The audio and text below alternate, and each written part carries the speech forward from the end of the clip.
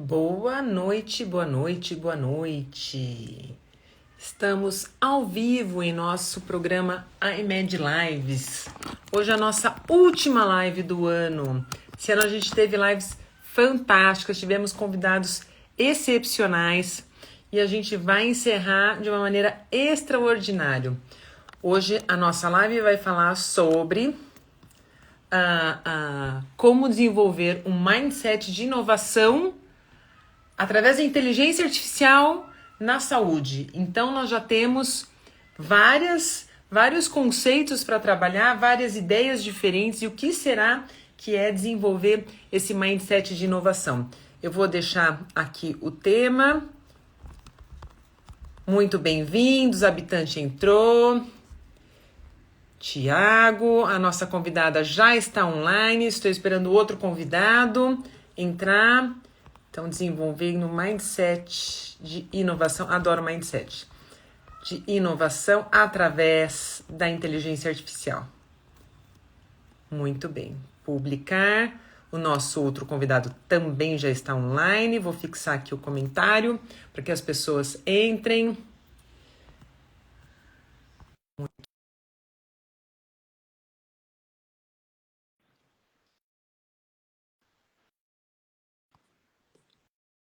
Aceitar. Ana.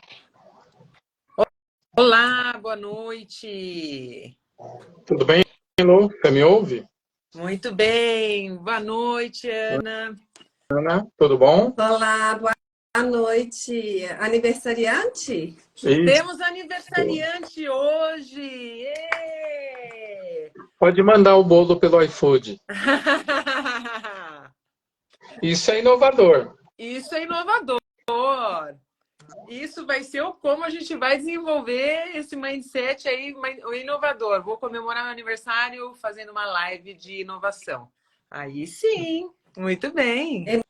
Emoções positivas são muito importantes para a criatividade. Olha só, já começamos com insights essa live. Já começamos com insights. Ana, muito bem-vinda. A Ana, eu vou falar rapidamente, mas eu queria que ela falasse melhor sobre quem ela é, o que ela faz, mas ela trabalha com inovação e marketing, vem da Fundação Dom Cabral. Dr. André Nunes é nosso diretor do iMed Group e ele lida exatamente com inovação, então altamente correlacionado ao tema de hoje. Ana, muito bem-vinda, muito obrigada por ter aceitado o nosso convite. Queria que você se apresentasse para as pessoas e falasse um pouquinho mais de você. Muito bem. Acho que o mais importante é que eu sou filha de Antônio Carlos e de Eliana, que são médicos.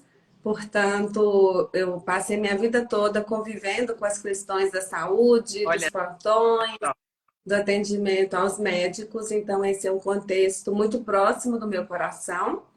Eu segui uma carreira como economista e depois acabei fazendo um doutorado na área de gestão. E o que me motiva muito é apoiar as organizações a se tornarem mais inovadoras.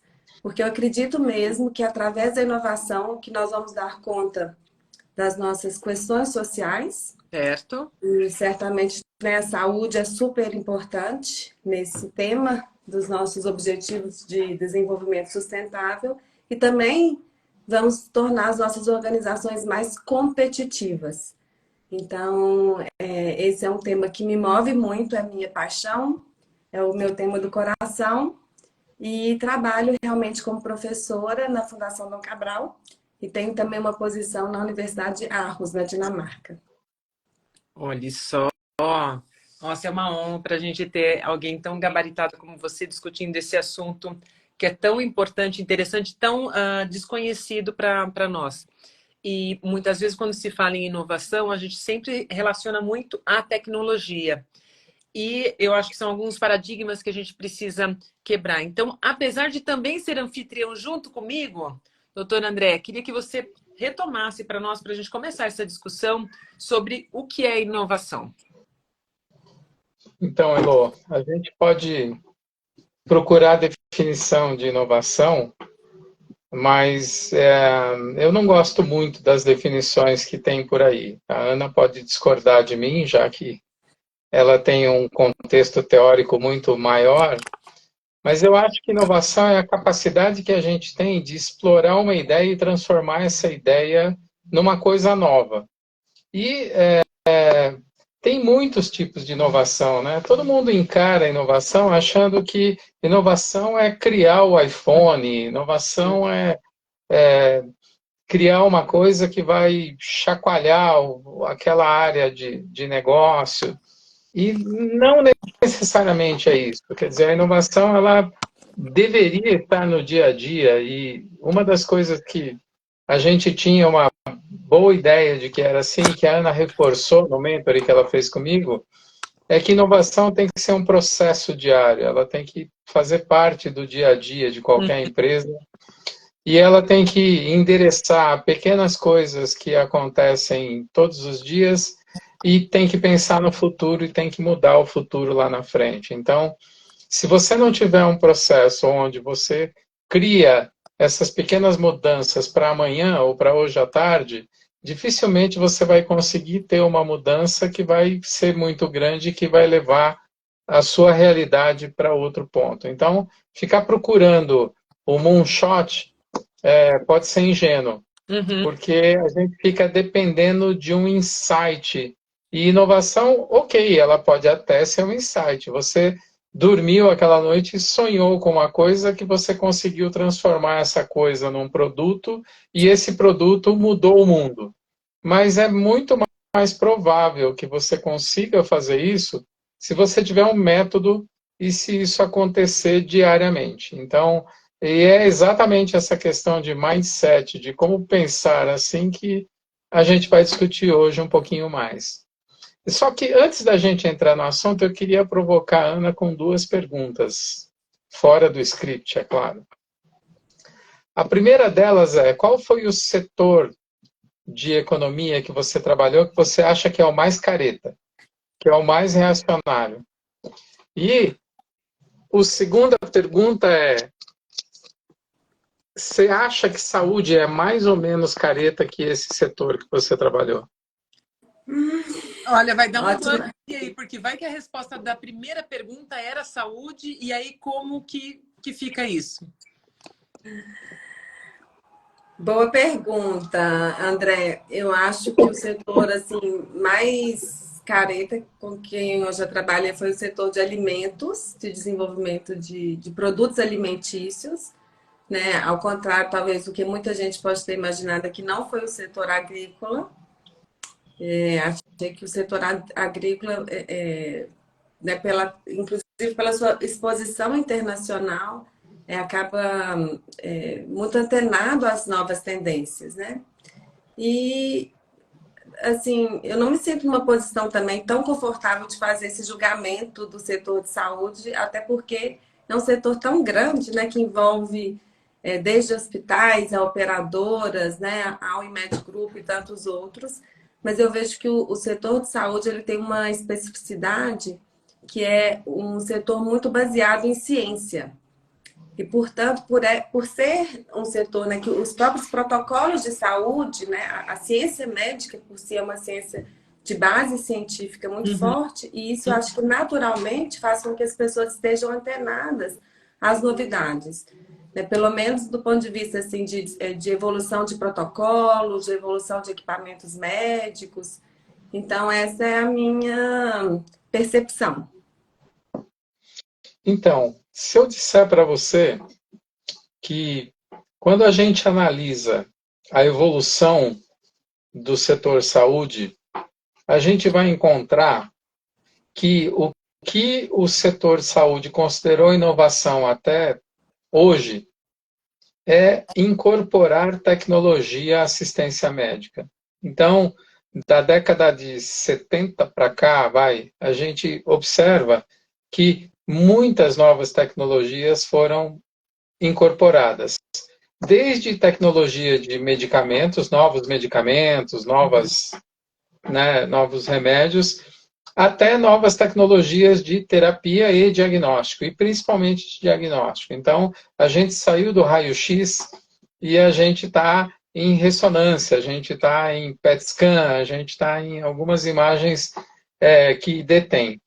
O grande problema é que Tem uma brincadeira que a gente faz, que uma vez me fizeram essa pergunta. Eles viraram para mim e falaram assim, se eu pegar uma BMW, o valor de uma BMW em dólar nos Estados Unidos, na década de 70, uma série 3, e eu pegar o mesmo carro hoje nos Estados Unidos, da série 3, ele custa mais ou menos dólares, e parece que ele custa um pouco menos de dólares do que ele custava 40 anos atrás.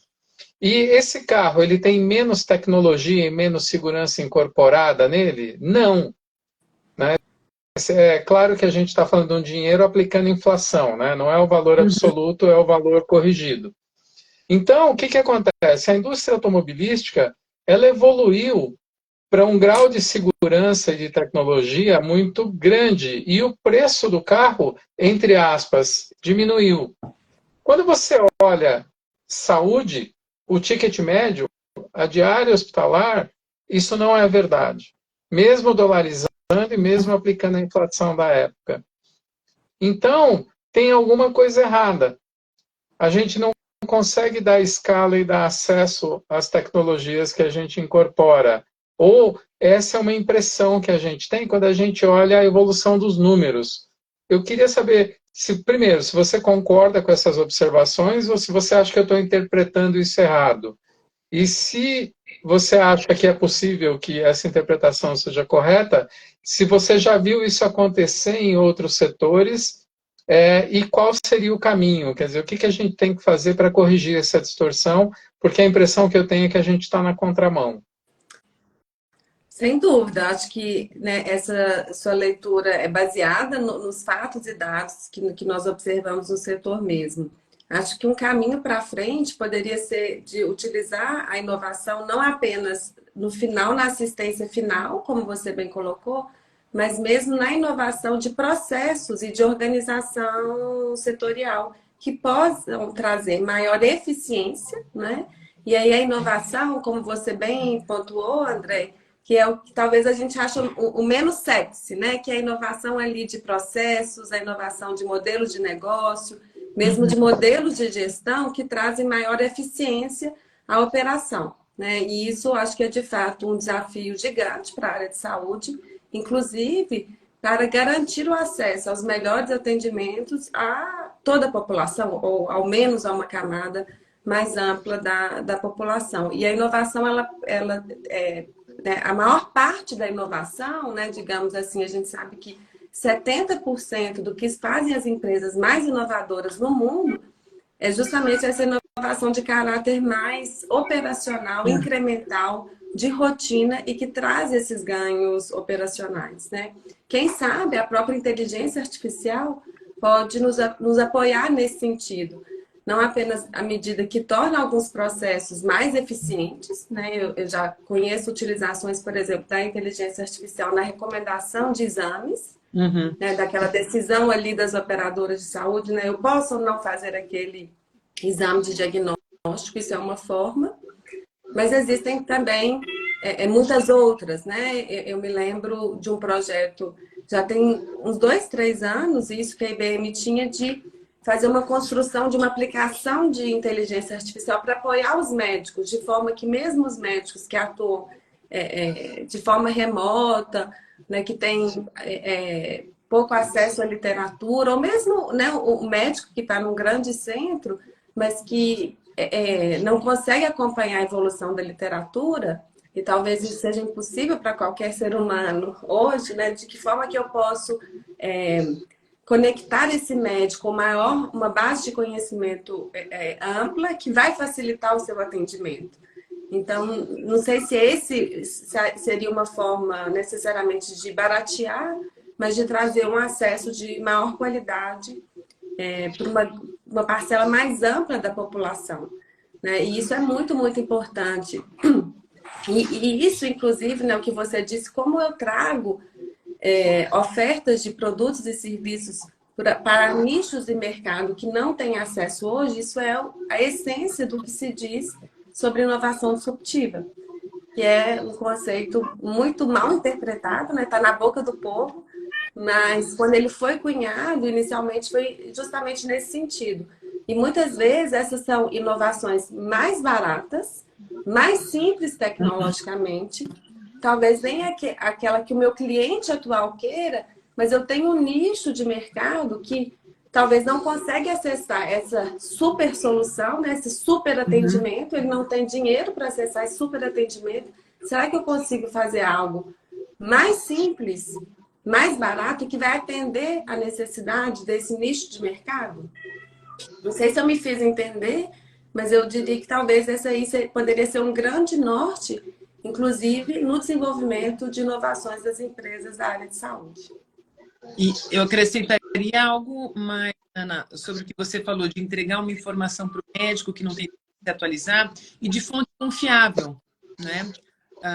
Porque isso também influencia. Então, a gente vê hoje uma informação médica sendo disparada em mídias sociais, mas sem nenhuma referência, sem nenhum lastro científico, e isso fica exposto não só à comunidade médica, mas às pessoas que são pacientes / potenciais pacientes, e isso pode desvirtuar muito, né? Pode desvirtuar e pode ter sérios danos à população. Então, acaba sendo uma maneira de disseminar, mas não adequada, porque, que nem Wikipedia, você coloca uma informação lá e qual é a fonte? Eu lembro de uma pessoa que eu seguia que ela falava assim que o primo dela toda semana entrava na Wikipedia e acrescentava 10 quilômetros quadrados ao estado da Geórgia, nos Estados Unidos, né? E passava, né? Então, ou seja, cada tempo, daqui a pouco o estado da Geórgia tá maior que os Estados Unidos em si, né? Então, quem está fiscalizando isso? Quem está gerenciando essa fonte? E algo que você falou que eu gostei muito, André, quando você fala na definição de inovação, eu pensei muito, quando você fala em explorar uma ideia, eu pensei o quanto isso está relacionado à curiosidade, né? E a uma disposição mental para isso. E aí, isso eu jogo de volta para a Ana, o que é ter um mindset de inovação e como que isso se relaciona e beneficia a saúde? Ótimo. O mindset é o nosso conjunto de crenças, é como nós vemos o mundo, né? São as crenças que nós temos, tanto do ponto de vista consciente, mas também do ponto de vista inconsciente. Eu poderia usar uma analogia aqui que eu acho muito pertinente, que são os nossos óculos, né? Assim, o nosso mindset são as lentes através das quais eu enxergo o mundo à minha volta. E isso é muito importante em tudo na nossa vida, no nosso comportamento, né, nas decisões que nós tomamos, né? A gente sabe também que nós temos aí vários vieses na nossa tomada de decisão, justamente pelas nossas crenças. E aí uma pesquisadora, que foi uma psicóloga infantil, ela descobriu uma dessas crenças que seria a mais determinante para o nosso comportamento do ponto de vista de criatividade e inovação. E essa crença tem a ver com como nós vemos a inteligência. Se eu acredito que eu, Ana, né, nasci com um conjunto de talentos, com um conjunto de possibilidades, e que eu, então, desenvolvo essas habilidades, mas, né, a partir daquele conjunto, digamos, inato de talentos que eu tenho. Então, eu tenho uma inteligência que ela chamou de estática, é uma crença. E ela observou isso em crianças, inicialmente. Depois isso se confirmou em adultos, inclusive também no meio organizacional. E ela falou que existia também um outro conjunto de pessoas que imaginam, né, que eu, Ana, eu nasci com uma série de potenciais, que eu posso desenvolver minha competência, né? Talvez eu não nasci aqui sabendo falar e sabendo fazer uma live no Instagram, mas essa é uma competência que eu possa desenvolver, ou seja, a inteligência, ela pode ser desenvolvida, né? E aí essa crença básica, ela dá origem a mindsets distintos, né? A primeira, quando eu tenho uma crença que a minha inteligência é estática, me dá um mindset fixo, que ela chamou. E já uma pessoa que tem uma crença que a inteligência pode ser desenvolvida, eu teria então um mindset de crescimento. E isso tem a ver com como eu lido com uma série de coisas na vida, né? Desde, por exemplo, de como que eu lido com a crítica, né? Se eu acho que a minha inteligência é dada, qualquer crítica para mim é inútil, né? Isso aqui vai mexer no meu ego, vai me ofender? Ou será que eu vejo a crítica como oportunidade de aprendizado? Uhum. Como que eu vejo o esforço? Vale a pena eu me esforçar muito para aprender alguma coisa nova? Ou é algo assim frutífero, né? Já que eu não posso desenvolver outras coisas, né? Como que eu enxergo desafios? Eu abraço desafios ou eu tendo a evitá-los?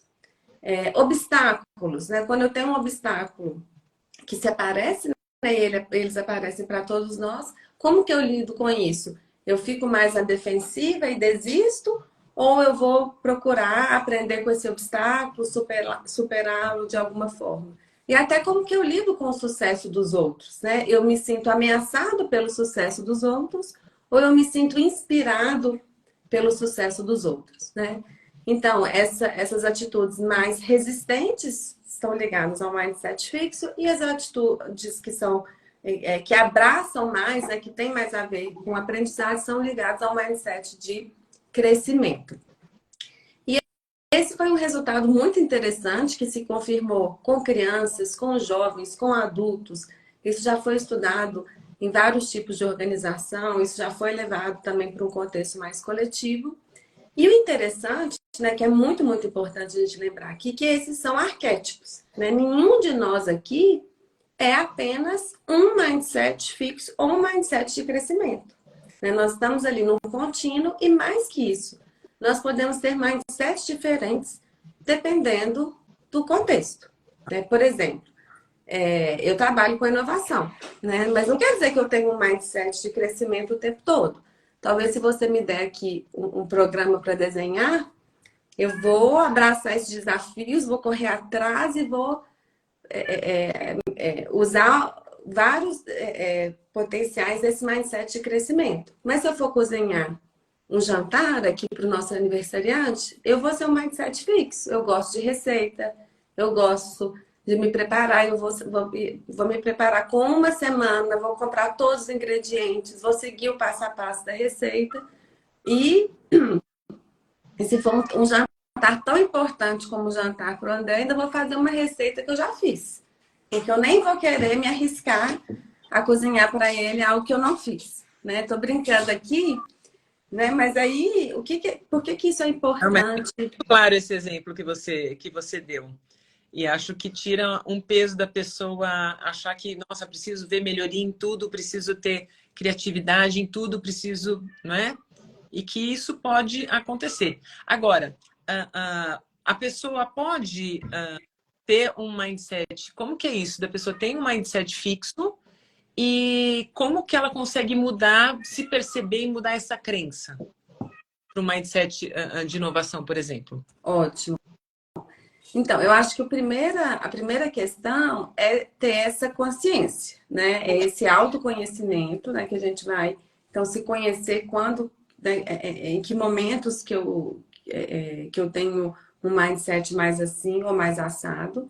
Em segundo lugar, eu acho que é importante criar espaços, né? Se no meu trabalho, por exemplo, eu preciso de um mindset fixo, eu preciso seguir protocolos, que eu estou lidando com vidas, né? Eu não posso ali, sei lá, se eu for fazer uma cirurgia, eu não quero que o meu médico ali, ele vai, né, buscar um protocolo super diferente se acontecer algo inusitado. Não imagino ali que ele vai falar, então vamos agora desenvolver um novo protocolo, né? Não vai ser nesse momento, né? Mas talvez existam outros momentos que são, né, o que a gente chama de laboratórios, de hubs, de garagem, que eu vou experimentar isso mais, né? Ou pode ser também um novo processo organizacional, a forma como eu vou, sei lá, gerir o pronto-socorro, como eu vou lidar com o prontuário médico, né? Existem contextos diferentes, acho que essa autoconsciência é importante, em primeiro lugar.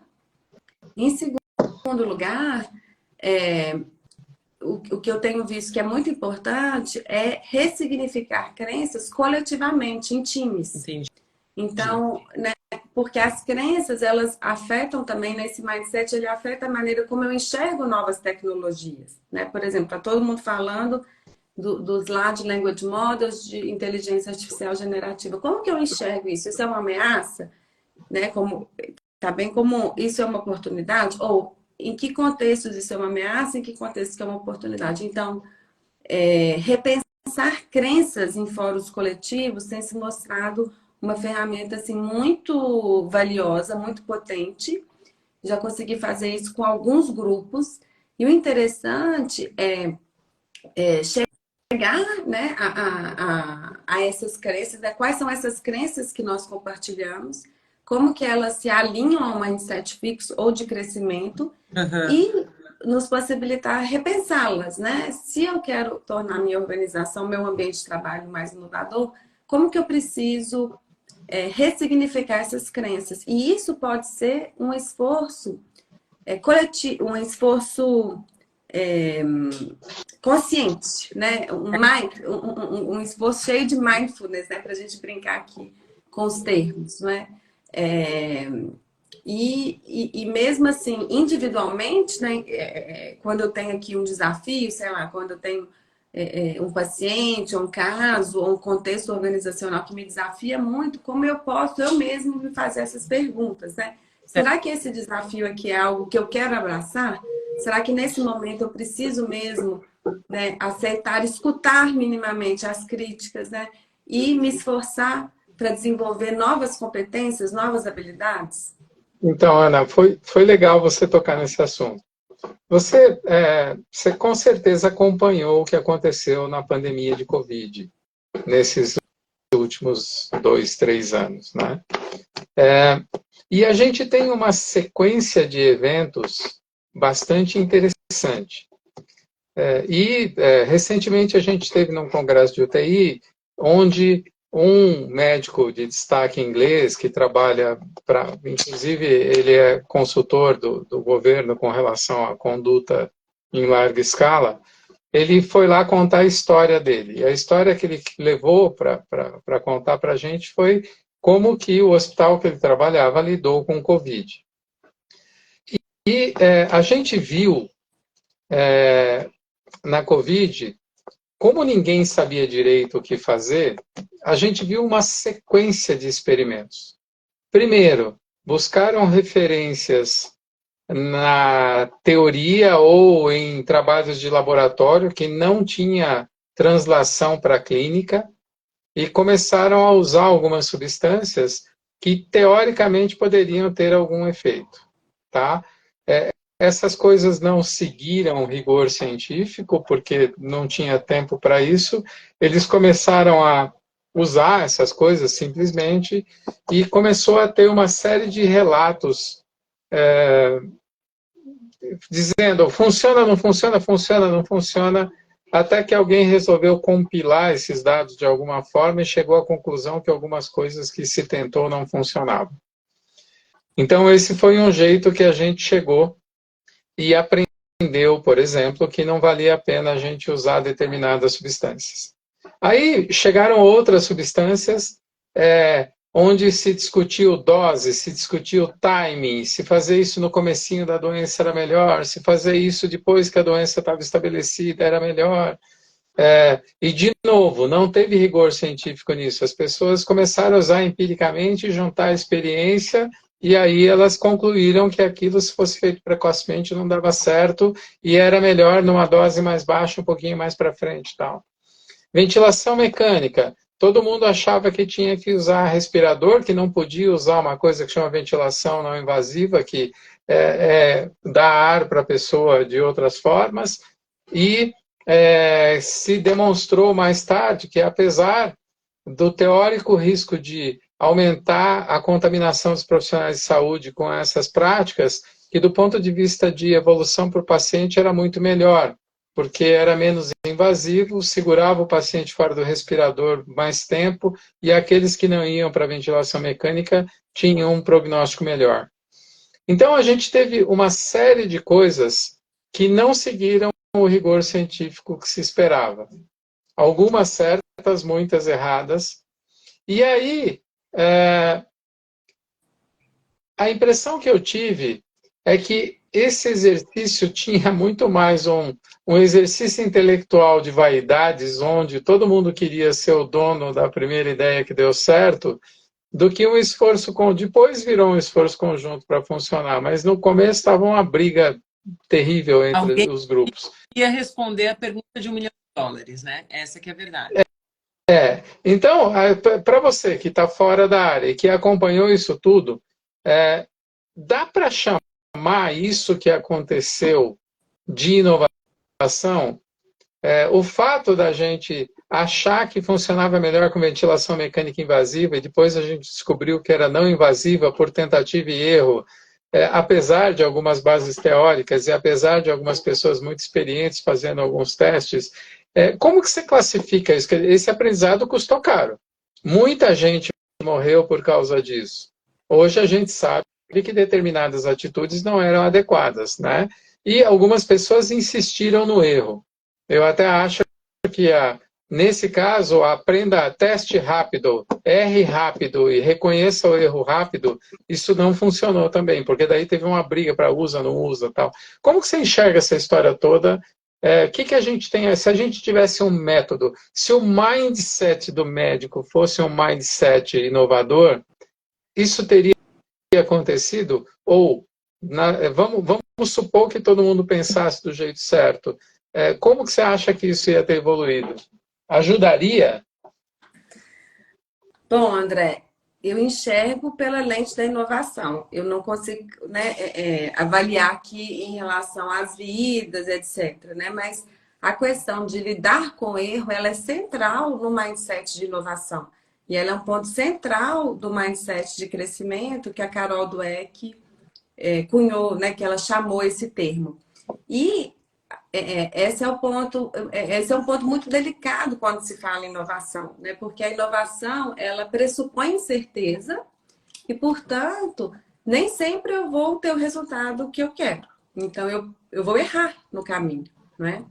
E o importante não é errar por si, né? Como às vezes também se coloca nessa coisa do fail fast, né? Que vem do Vale do Silício, né? Tem empresa que escreve isso na parede, etc. Mas o erro, ele não é um fim em si mesmo, ele é um meio para o aprendizado. Então, do ponto de vista de inovação, o importante é o aprendizado que eu tenho com aquele erro, né? E da forma como que eu consigo também compartilhar coletivamente esse erro e não insistir no erro, né? E é um ponto assim bem doloroso quando se fala de inovação, porque, como você bem lembrou, mexe com os egos, é difícil, né? E o que eu tenho aprendido também é que tem muito a ver com a narrativa, como eu conto isso. Então, eu acho que, primeiro, admitir os erros e falar abertamente sobre esses aprendizados, ele é importante, porque muitos de nós têm esse ímpeto de escondê-los, né, debaixo do tapete, porque dói, porque é chato, né, sem contar nas questões das vidas, que são, né, ainda mais essenciais, mas pode ser que é um projeto que muito dinheiro foi investido e não trouxe os resultados, né? Como que eu comunico isso, como que eu falo isso numa reunião de contratação de metas. E a narrativa que cola nesse aspecto não é dizer assim, uhul, errei. Né? Isso é até ingênuo da gente imaginar que vai acontecer. Mas é a narrativa de pivotar. Né? Como eu tentei isso, aí aprendi aquilo, aí eu fiz aquilo outro. E aí eu consegui, né? Eu vou contando uma narrativa mais positiva, digamos assim, porque é a maneira que eu vou pivotando, ou seja, que eu vou me adaptando e fazendo uma experimentação contínua, e isso cria um espaço, um contexto mais favorável para eu compartilhar. E o erro e a experimentação, eles demandam uma coisa também que é difícil e não é palatável, que é a disciplina. A disciplina de aprender com esses erros e compartilhá-los de uma forma que eu não vou insistir naquele erro. Porque o que tem acontecido também é que dentro desse guarda-chuva de contexto de transformação digital, muito se faz de projeto experimental, muito se faz de projeto piloto, de projeto garagem ou qualquer nome que o valha. Só que esses projetos, eles nunca escalam, né? Quase como em algumas empresas eu tenho uma licença poética, eu estou fazendo um projeto experimental, é um projeto piloto, então eu fico nessa, né, por muito tempo, sem de fato chegar, inclusive, a decisão que às vezes eu vou precisar de fechar aquele projeto, eu não vou conseguir continuar, né? Ou eu preciso de fato assumir outros riscos para conseguir escalar esse projeto. Então, eu diria assim que esse ponto que você tocou para finalizar, né, saber lidar com erros, ele é absolutamente central para o mindset de inovação, tanto do ponto de vista individual, quanto do ponto de vista coletivo. Talvez é ali onde é mais difícil, onde que mais dói, não é? E aonde muitas vezes se torna difícil desenvolver uma cultura de inovação justamente por eu não conseguir aliar uma atitude de disciplina com essa tolerância ao erro. Tá. Muito bem. Aproveitando um gancho do que você falou, quando eu sei que é a hora de abandonar um projeto, por mais que eu esteja apaixonado por ele? Ótima pergunta.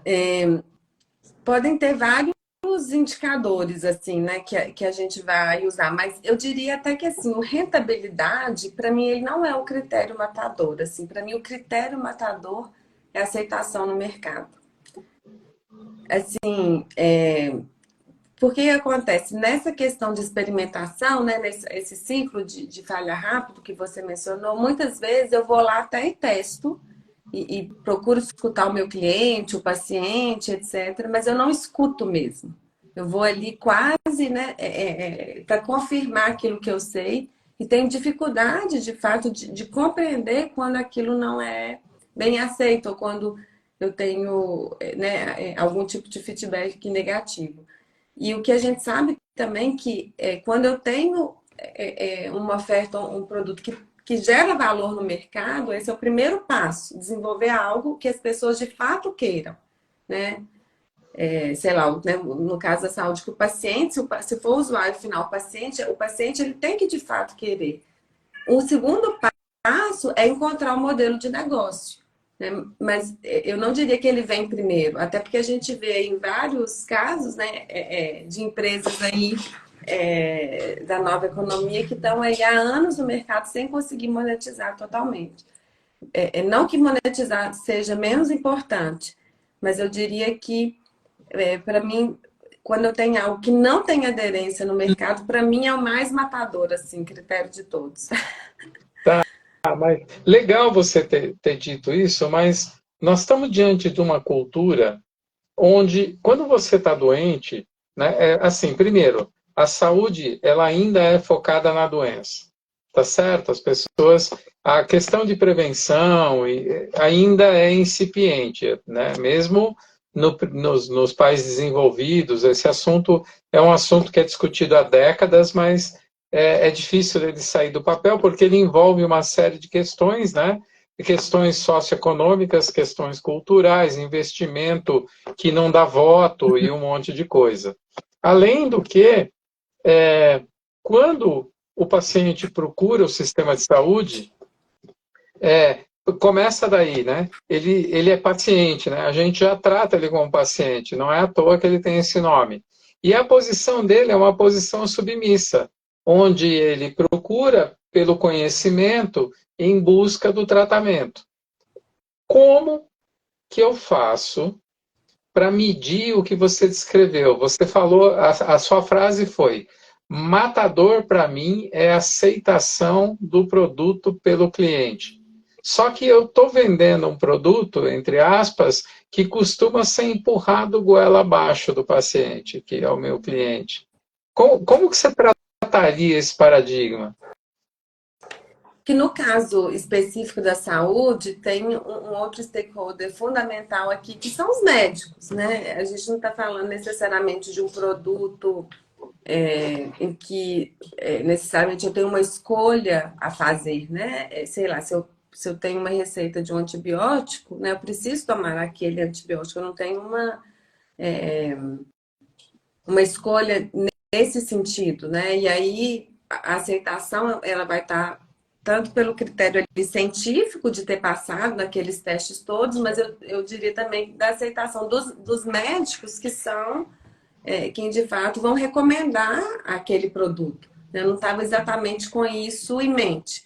Eu estava em mente nessa questão até de prevenção desses devices wearables, por exemplo, né? Alguns anos atrás se falava muito desse mobile health, né? Que a gente usaria aparelhos portáteis, relógios, telefones e outros para fazer uma série de medições de saúde e que isso poderia ser otimizado com business intelligence, com inteligência artificial e, portanto, eu teria uma prevenção melhor, por exemplo, né? A partir disso, eu não tenho acompanhado mais recentemente como que isso está, mas nesse caso, aí eu precisaria ter uma aceitação de mercado, de fato, né? Para que eu use esse tipo de coisa. Eu não estava na cabeça,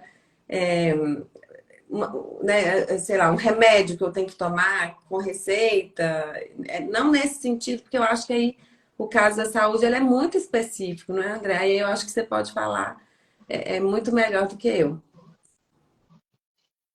Agora, deixa eu dar a minha deixa, né? Eu acho que a gente tem um pensamento que é muito tradicional em saúde, né? Então, de tipo de médico, de tipo de atendimento, de como ele processa, qual o caráter dele, e como que a inteligência artificial poderia nos ajudar a catalisar as mudanças que poderiam acontecer por inovações disruptivas ou não da saúde. Nesse contexto, O áudio falhou um pouquinho para mim. Você quer começar, André? Desculpa, aqui falhou para mim também.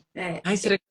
É alguma coisa em relação à inteligência artificial, Isso, a né? inteligência artificial catalisando mudanças de mindset no setor da saúde, que é um setor muito tradicional. Uhum. Eu diria, eu posso começar, eu diria assim que primeiro, até antes da inteligência artificial mudar o nosso mindset, eu acho que a gente precisa pensar no nosso mindset de como nós enxergamos a inteligência artificial. Que é justamente, né? Lembra que eu falei que o mindset é o nosso óculos? É a maneira como nós enxergamos o mundo?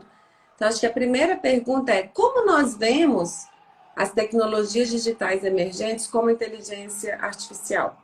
No sentido assim, de que forma que ela impacta o que nós somos, né? Nós somos aqui médicos, essa é a minha identidade. O que nós queremos ser, né? Qual que é o essencial da minha identidade no sentido da prestação do serviço na saúde.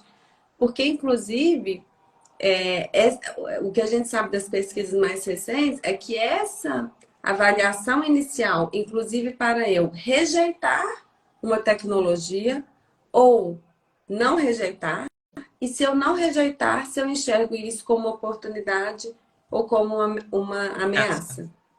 E essas crenças, elas são, de novo, tanto individuais como coletivas. Então, eu diria assim que até antes da inteligência artificial mudar o nosso mindset, nós precisamos repensar o nosso mindset para pensar as oportunidades tecnológicas que que essa tecnologia traz. E aí eu acho que as oportunidades são inúmeras. Né? Pelo meu próprio viés, eu tenho um viés mais otimista em relação ao desenvolvimento de novas tecnologias. Uhum. Eu acredito que não dá para parar, né? Não é uma regulação que vai. A gente sabe pela história do capitalismo e das inovações é que a inovação vem antes das regulações, né? E realmente eu desconheço um case na história em que o medo a uma tecnologia conseguiu barrar o seu desenvolvimento. Uhum. E a gente sabe também, por padrões históricos, que a tecnologia gera mais empregos que destrói. Obviamente, é uma transição dolorosa, é um processo de destruição criativa, né, em que algumas pessoas saem perdendo, têm que ser retreinadas. Então, não é um processo fácil na economia, quando a gente tem uma revolução tecnológica desse porte que a transformação digital significa. Dito isso, acho que são muitas as oportunidades da inteligência artificial. Assim, algumas que eu citei no começo, né, me parecem bem interessantes, que têm a ver com o processo de tornar a prestação da saúde mais eficiente, de forma a reduzir esses custos. Então, desde, por exemplo, a questão do reconhecimento de imagens, né, de como a inteligência artificial ela pode apoiar a decisão médica nesse sentido, e até o próprio treinamento médico, né? Assim, dado a extensão desse conhecimento, dessa literatura, o avanço que ela tem, de que forma que a inteligência artificial pode apoiar o médico na sua tomada de decisão ali. Eu também não tenho um entendimento assim, vai substituir totalmente, eu não tenho essa. Eu diria assim, para quem está nos escutando, fiquem muito tranquilos nesse sentido, né? Óbvio, existem várias limitações, né? Eu não sou ingênua e nem idealista nesse sentido, mas acredito assim que essa figura da assistência, né? Esse entendimento humano, a empatia que o médico tem, esse cuidar mesmo, né? Ele é realmente, né, algo para mim da natureza humana, mas eu posso ter uma tecnologia que vai me apoiar a tomar decisões, às vezes decisões mais ágeis e melhores tratamentos para uma parcela maior da população. Mas, de novo, André, esse é meu trabalho, então eu sou muito otimista. Não, eu sou um entusiasta da inteligência artificial. Eu tive a oportunidade de ter acesso a algumas coisas. Do ponto de vista de imagem, por exemplo, a inteligência artificial é fantástica. Por quê? Porque a capacidade da máquina reconhecer imagem em raio-x, tomografia, é muito maior do que o olho humano. E uma vez que ela é adequadamente treinada, ela traz resultados surpreendentes mesmo, de capacidade de dizer se o exame é normal ou é anormal, inclusive de apontar para você onde estaria o problema. Agora, tem algumas coisas que precisam ser lembradas, né? A primeira delas é que, se eu não me engano, a Elo fez essa brincadeira. Ela fez uma pesquisa de um termo em português para inteligência artificial e depois ela fez a mesma pergunta igualzinho em inglês. E a resposta que a inteligência artificial trouxe é completamente diferente. Então, se você pergunta quem é o pai da aviação em português, vem Santos Dumont. Se você pergunta quem é o pai da aviação em inglês, vem os irmãos. Por quê? Provavelmente porque a fonte de busca ela é diferente, ela vai buscar. Então, primeiro aprendizado dessa história toda. Você tem que ter... Fala, Elô. A gente tem que achar que a inteligência artificial é muito política. Provavelmente não, né? Então, a gente precisa tomar muito cuidado com a origem que a gente define, que é onde ela vai ter que aprender a buscar as coisas. Então, esse é o primeiro aprendizado que eu tive pessoal. A segunda coisa é que eu vou roubar uma frase que eu achei o máximo do professor Jean-Louis Vincent, que eu ouvi nessa semana que teve o congresso. Ele é um belga que dá aula muito bem de UTI, e ele colocou, num dos slides dele, escreveu assim: provérbio chinês. Protocolos não salvam mais vidas, eles evitam tragédias. Né? Claro que ele veio da cabeça dele isso, e é uma frase muito interessante, porque é verdade, o protocolo é uma ferramenta que ele serve para aumentar a segurança, mas ele faz um arroz com feijão bem temperadinho. Então, ele evita tragédias, ele evita que as pessoas sejam tratadas da maneira errada naquele pedaço do tratamento.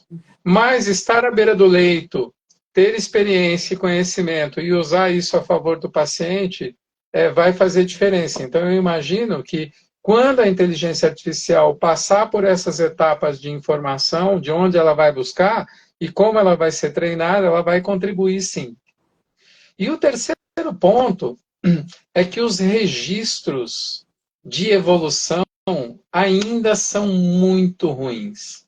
Mesmo instituições muito boas, elas têm uma deficiência muito grande na forma de armazenar a informação. Então, a informação não é estruturada, tem uma variabilidade muito grande. A forma com que o profissional de saúde descreve um fenômeno é muito variável. Então, existem 10 frases diferentes ou mais que significam exatamente a mesma coisa. Padronizar isso vai dar um trabalho danado, né? Então, ter-se-ia que montar um novo arsenal de informações estruturado, ou pelo menos com termos comuns, para que esse processo acontecesse de uma maneira mais eficiente. E por último, aqui no Brasil, a gente adotou um modelo de diagnóstico que leva em consideração uma classificação nosológica, que é o CID-10, e não sindrômica. E o médico, ele pensa como síndrome. Então, o que, que acontece? O médico, ele coleta informações, ele junta sinais e sintomas e ele chega numa síndrome.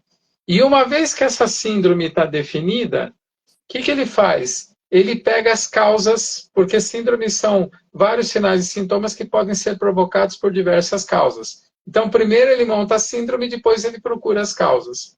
E quando você cria um sistema de diagnóstico que não segue o raciocínio clínico, você dificulta muito, porque eles não são equivalentes. O jeito que eu penso é diferente do jeito que eu tenho que descrever aquilo.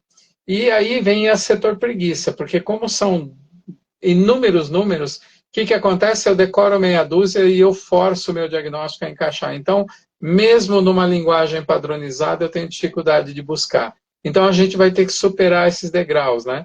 E aí, por último, uma frasezinha. Se entra lixo e eu automatizo ou jogo esse lixo num processo que vai agilizar o processamento dessa informação, vai sair lixo muito mais rápido do outro lado, que é o que tem acontecido ultimamente. Ou talvez não, viu, André? Porque talvez a inteligência artificial dê um salto quântico nesse sentido. Ao invés da gente precisar estruturar, ela já faça isso. Eu sei de um hospital de ponta aqui em São Paulo que utiliza uma ferramenta de inteligência artificial que no registro do atendimento de pronto-socorro, escrito em campo livre, né, ou seja, ele não está clicando em opções padronizadas, ele está escrevendo e cada um vai escrever do jeito da sua, como você colocou, ele consegue predizer a possibilidade daquele paciente ser internado e já procurar a vaga para ele. E tem uma assertividade maior de 50%. Então, talvez a gente não precise passar por essa fase de padronização, de todo mundo padronizar, porque a inteligência artificial já consiga levar para um outro nível. Né? E talvez a gente não esteja preparado ainda para isso. Então, Elô, mas o que acontece? Para a inteligência artificial ser treinada, ela precisa ter um evento final muito bem definido. E o diagnóstico não está bem definido, porque cada um bota o CID que quer lá. Então, como é que eu vou treinar a inteligência artificial, mesmo que ela busque significado não estruturado, se o evento final não bate? Certo. Você confiaria na lista de diagnósticos que você pega nos prontuários eletrônicos que você tem acesso? De maneira nenhuma. Você entendeu onde está o problema? O problema está... Se eu não disser, porque assim, se é um evento concreto, morreu ou não morreu, é fácil. Sim. Se é eletrocardiograma normal alterado, é fácil. Mas quando eu começo a dar outras opções de eventos, eu preciso ter aqueles marcos muito bem definidos para ela ser treinada.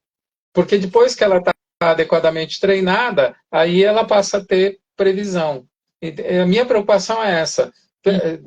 Ana, você que não é da área, ficou claro para você qual é a minha preocupação aqui ou não? Não, mas eu já vou jogar disso tudo uma pergunta para ela. A gente está se encaminhando para o final da nossa live, mas aí no contexto do que a gente faz hoje em saúde, como a inteligência artificial e os processos de inovação e como a gente testa esses processos podem nos ajudar, como que a gente lida com os erros?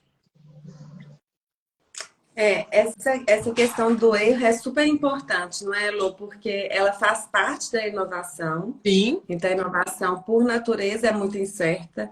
Então, né, os erros vão acontecer e tem a ver com a maneira como eu encaro esses erros. Né? As pessoas de mindset fixo, elas tendem a ver os erros como uma crítica.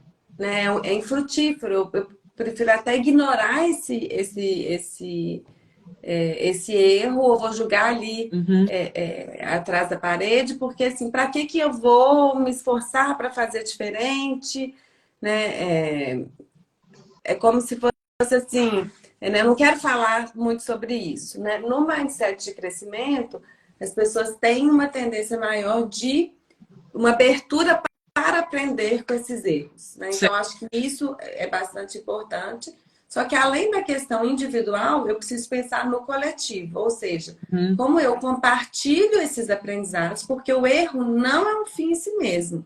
Ele serve para inovação. Se eu consigo aprender com ele minimamente, eu não vou repetir aquele mesmo erro. E a maior dificuldade, ao meu ver, é a disciplina de aprender com esse erro. Porque quando se fala de inovação, se fala muito de tolerância ao erro. Fail fast, né? Foi, sei lá, Steve Jobs tem uma frase famosa que é melhor reconhecer os erros e aprender com eles e mudar rápido, né? Toda essa questão. Mas como que eu consigo alinhar uma tolerância ao erro com uma disciplina? E tolerância ao erro não é tolerância à incompetência. Tá. Tem erros que fazem sentido, tem outros que são mais do que uma estupidez, eles colocam vidas em risco, Certo. né? Então, acho que fazer essa diferença e aprender com isso. Nossa, eu gostei desse termo, né? De disciplina de aprender com os erros. Muito interessante. André, tem mais alguma última pergunta? Não, eu queria agradecer a Ana, porque se for fazer pergunta aqui, eu vou estourar o tempo demais. Muito obrigado pela presença. Considere-se convidada para mais vezes, tá? Eu gostei muito do papo, acho que a gente está engatinhando em algumas coisas aqui, e acho que a gente pode explorar mais essa questão de como a gente pode criar um ambiente seguro para o erro, para a gente aprender, mas principalmente seguro para o paciente. Quer dizer, como eu posso garantir que essa variabilidade dos experimentos não chega até o paciente. Então, que travas eu teria, quer dizer, que forma eu teria de permitir que esses experimentos acontecessem para que a gente continue andando e evoluindo e melhorando o processo, sem colocar o paciente em risco. Quer dizer, faríamos isso em questões que seriam depois rechecadas, quer dizer, crio redundância, que tipo de coisa assim?